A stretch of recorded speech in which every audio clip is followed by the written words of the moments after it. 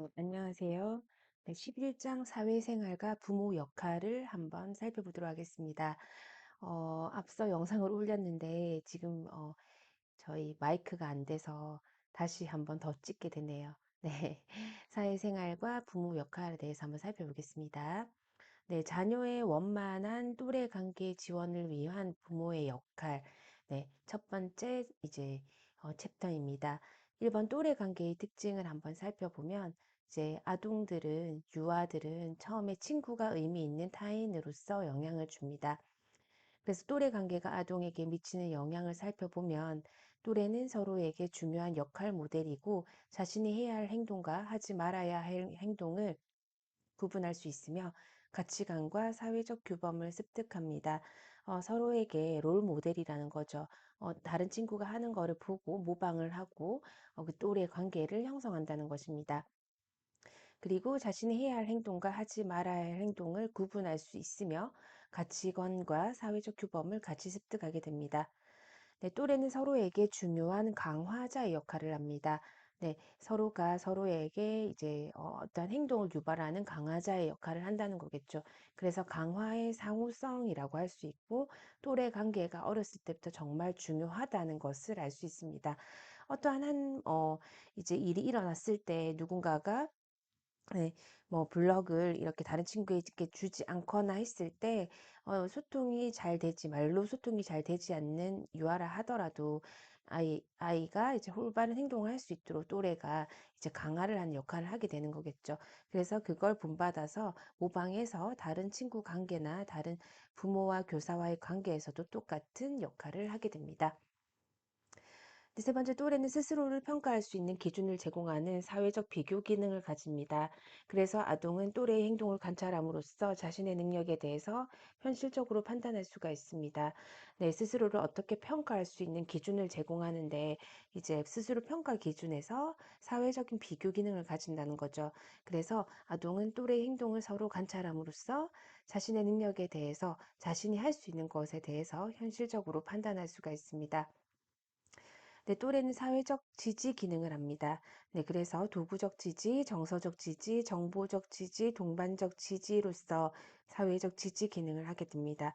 또래가 한 역할에 대해서 어떠한 도구적 기능을 가진다든지 아니면은 정서적인 이제 기능을 가져서 정서적 지지를 할 수 있다든지 아니면은 정보를 제공하는 정보적 지지, 동반적 지지, 또래와의 관계를 통한 동반적 지지를 통해서 사회적인 지지 기능을 하게 됩니다.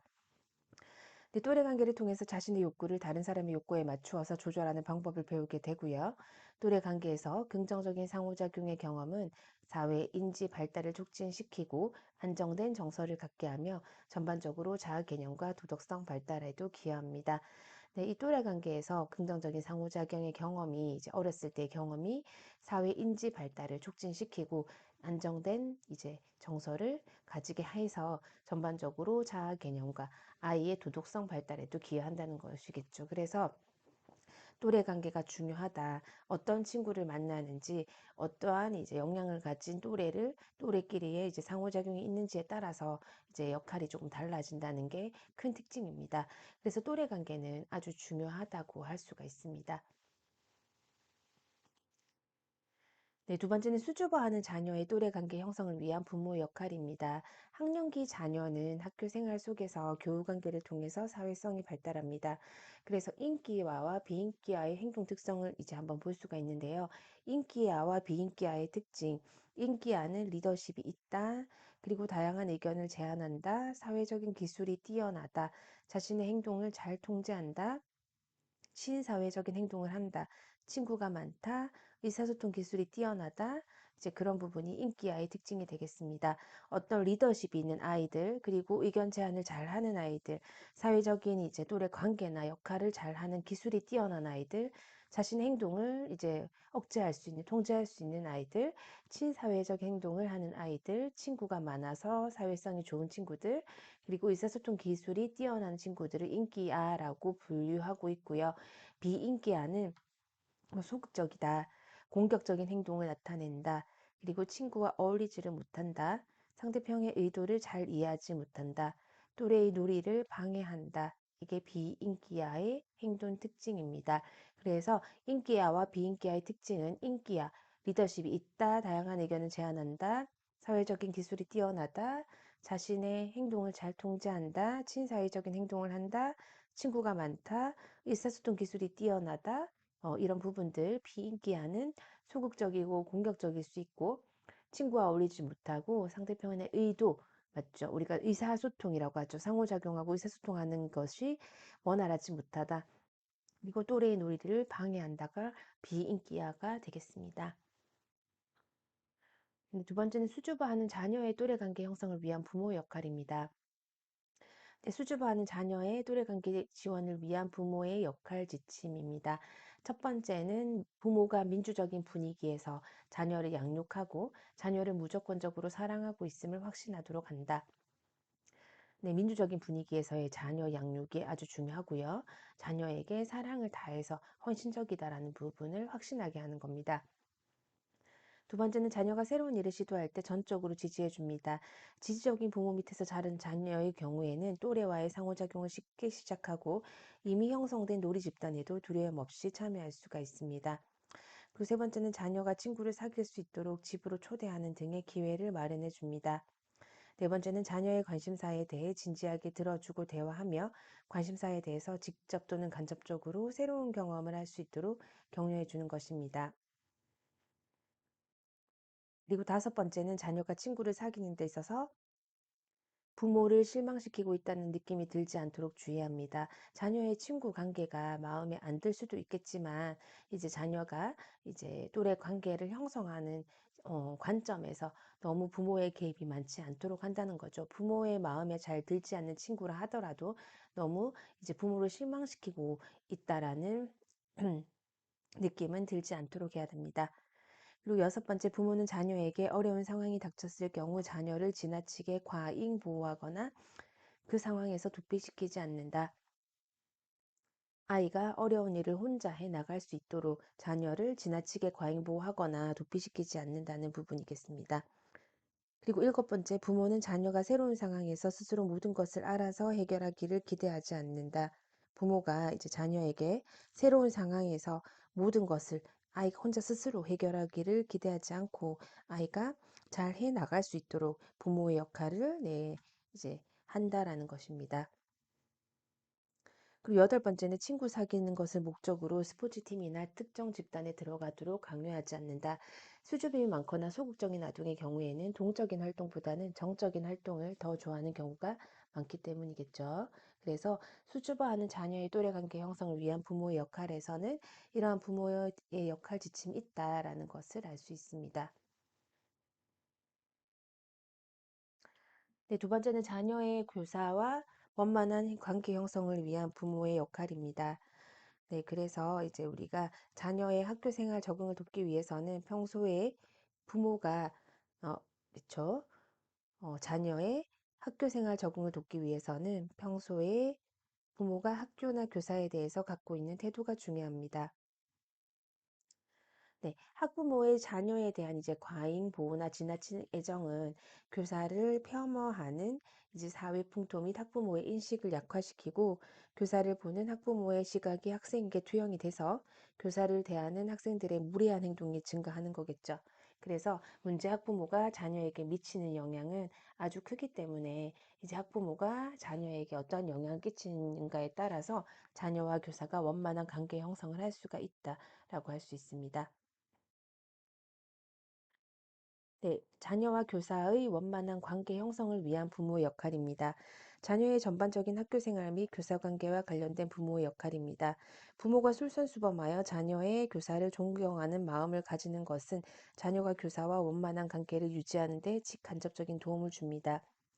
그래서 자녀의 교사를 먼저 존경하는 마음을 가지는 것이 좋다라는 거겠죠.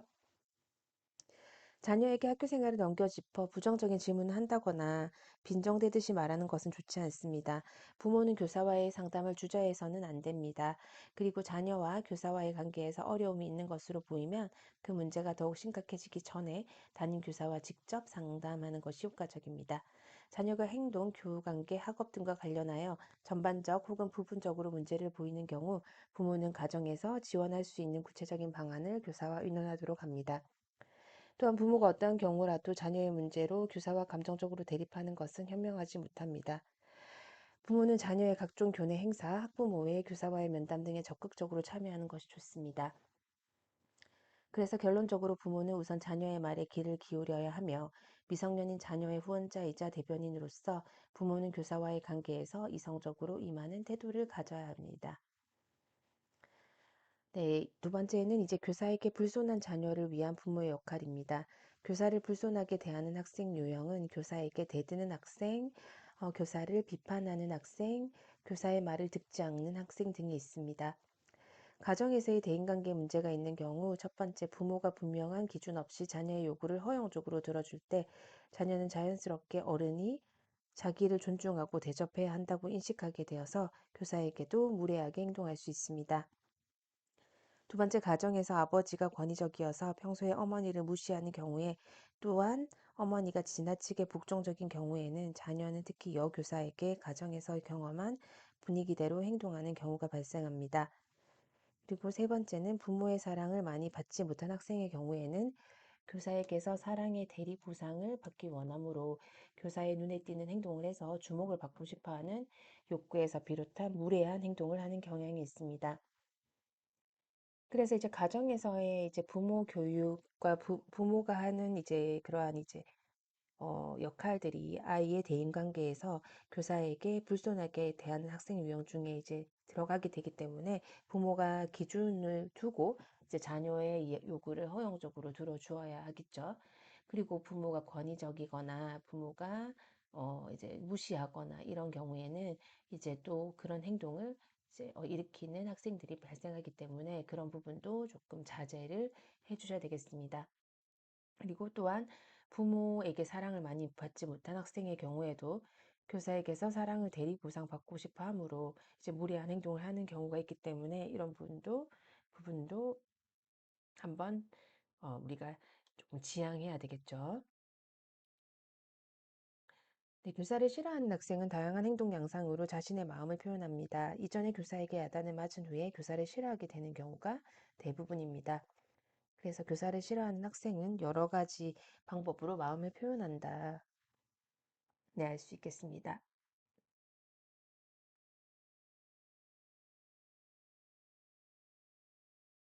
네. 그리고 이제 두 번째, 이제 교사와의 의사소통을 위한 부모 역할의 지침입니다. 네, 학부모로서 처음 교사와 만났을 때는 좋은 화제는 아이의 좋은 점 혹은 아이가 즐겁게 열심히 하는 것이 적절합니다. 어, 아이의 좋은 점을 이야기하고 아이가 잘하는 것에 대해서 이야기를 하는 것이 중요하다는 거겠죠. 그리고 부모는 학교의 주요 행사나 교육 활동에 관심을 가지고 알고자 할 때에는 학교의 교육 방침이나 학교의 분위기, 행사를 잘 이해할 수 있습니다. 그 부모는 교사의 학급 경영 방침에 관심을 보임으로써 학급 경영에 대한 이해를 높이고 부모로서 참여할 수도 있습니다. 학부모가 자녀와 교사의 응원자이자 협력자라는 것을 밝히고 필요한 경우에는 적극적으로 교사와의 면담을 요청합니다. 네, 협력자이죠. 그리고 이제 부모는 교사와의 면담을 통해서 학교에서의 학생의 성격과 특기, 적성에 대해서 분명하게 파악합니다. 물론 자녀 당사자뿐만이 아니라 부모도 자녀의 진로와 학업 성취도에 대해서 교사와 긴밀하게 상담할 필요가 있습니다. 네, 세 번째는 자녀의 시험 불안을 극복하기 위한 부모의 역할입니다. 첫 번째, 시험 불안의 특징입니다. 시험 치는 것에 대해서 불안감을 가진 학생들이 많은데요. 첫 번째는 이제 우리가 평소에 불안감이 높은 경우, 상태가 불안한 경우, 두 번째 특수한 상황에서 불안감이 높게 나타나는 경우, 특성 불안이라고 합니다. 그래서 시험 불안은 특성 불안의 대표적인 예로서 시험을 보는 상황을 하나의 위협적인 상황으로 지각해서 지나치게 불안감을 느끼는 상태입니다. 이건 학습과 관련성이 높은 것으로 나타나 있습니다. 그리고 특히 학업 성적이 우수하고 잠재 가능성이 높은 학생 중에서 시험 불안으로 인해 능력만큼 성취를 보이지 않아서 힘들어하는 경우가 많습니다. 두 번째, 이제 시험 불안이 심한 자녀를 위한 부모 역할입니다. 아무래도 학업과 시험에 임할 때 어느 정도의 긴장감은 효율적일 수가 있으나 지나친 불안과 걱정은 오히려 학업 성취를 저해하는 요인이 됩니다. 자녀의 시험 불안이나 수준이 지나칠 경우에는 부모가 그것을 적정 수준으로 낮추어 유지하도록 돕는 것이 자녀의 학업 성취에 효과적입니다. 시험 불안과는 다르게 이제 일부의 자신의 성적에 지나치게 민감한 성적 과민증 학생도 있고요. 성적 과민증 학생은 성적이 우수하거나 낮은 학생 모두에게서 나타납니다. 네, 자녀의 시험 불안을 극복하기 위한 부모 역할의 지침입니다. 자녀의 시험 불안 수준을 파악합니다. 일반적으로 시험 불안이 심한 자녀는 나 이번에 시험 망칠 것 같아 등의 부정적인 말을 자주 하는 경향이 있습니다. 두 번째, 부모가 자녀의 시험 불안을 극복할 수 있도록 격려하기 위해서 시험의 실패가 인생의 실패는 아니라는 것을 알려줍니다. 세 번째, 자녀가 시험 불안이 높아서 하는 부정적인 말을 하는 습관을 없애도록 합니다. 부모는 자녀가 시험 상황에서 좋은 성취를 거둘 수 있도록 구체적인 기술을 설명해 줍니다. 예를 들면 자녀에게 시험을 보는 동안 긴장하지 않기, 깊은 심호흡하기, 쉬운 문제부터 풀기, 시험 준비한 거 기억하기, 희망하는 점수를 받는 모습 등을 상상하기 등이 있습니다. 실제로는 시험 보기 전에 시험을 보는 연습을 하게 합니다. 시험 상황을 연습해 봄으로써 실제 상황에서 시험 보는 기술을 익히고 긴장감을 낮추는 훈련을 하도록 합니다. 네, 그래서 조금 연습을 많이 하도록 하겠습니다. 다음으로는 이제 우수한 학생은 자신의 높은 학업 성적이 곧 자기 가치라고 믿기 때문에 낮은 점수를 받게 될지도 모른다는 두려움과 불안이 있습니다. 시험 불안 자녀, 성적 과민 자녀를 포함한 모든 자녀를 둔 부모는 자녀의 학업 성적을 대함에 있어서 현명한 입장과 태도를 취하는 것이 중요합니다. 네, 네 번째는 이제 경제 교육이 되겠습니다. 일반적으로 경제 교육은 동전이나 지폐의 차이, 돈의 액수를 구분할 수 있는 만 3에서 4세부터 실시하는 것이 좋습니다.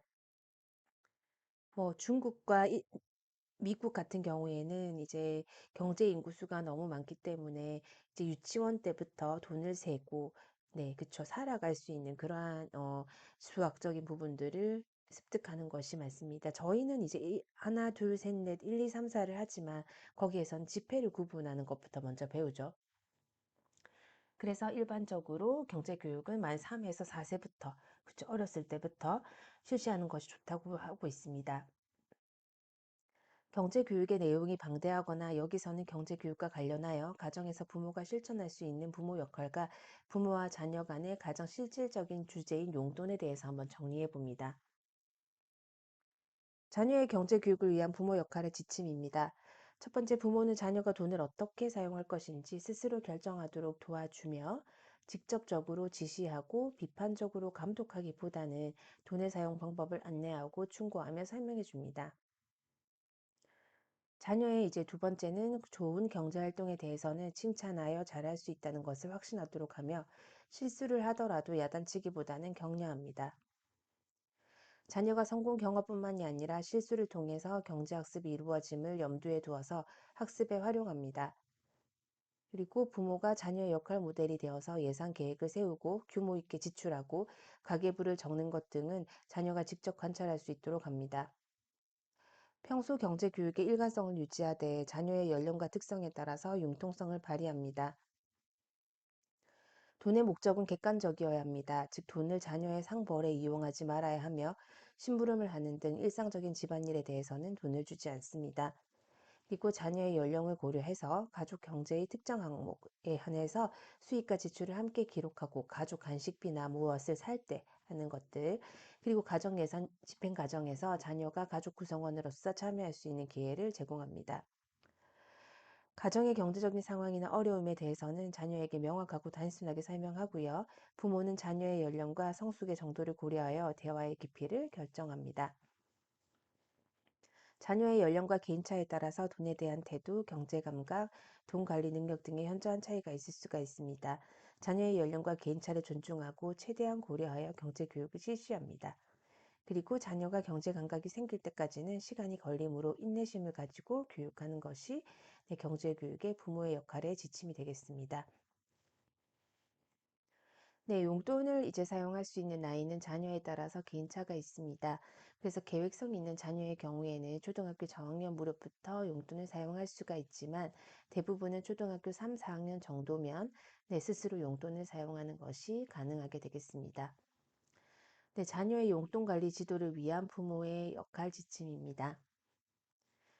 네, 첫 번째 자녀에게 처음 용돈을 줄 때 용돈 기입장을 함께 선물하며 용돈을 규모 있게 사용하는 방법과 용돈의 지출 내역을 기입하는 방법을 잘 설명해 줍니다. 두 번째 자녀의 연령이나 가정 환경에 따라서 용돈의 액수나 빈도가 달라질 수 있음을 설명합니다. 세 번째 용돈만 주고 자녀에게 맡겨놓기보다는 의논 상태가 되어서 돈을 쓰는 법을 가르칩니다. 네 번째 용돈으로 필요 없는 자질구레한 물건을 충동적으로 구입하거나 의미 없이 사용하지 않도록 지도합니다. 다섯 번째 초등학생 자녀에게는 용돈 사용에 대해서 지도하고 중고등학생 자녀에게는 용돈 사용 시 재량의 폭을 점차 넓혀주는 등 자녀의 연령을 고려한 용돈 사용 지도 교육을 합니다. 그리고 여섯 번째 자녀에게 한꺼번에 많은 돈을 주어서 소비 충동을 조장하거나 필요할 때마다 너무 빠듯하게 돈을 주어서 위축된 환경을 조성하는 것은 삼가입니다. 용돈 교육이나 돈에 대한 가치관에 대해서 부모가 서로 다른 의견을 자녀에게 제시하지 않습니다. 네, 그쵸. 그래서 자녀의 경제 교육을 위한 경제 교육 사이트이고요.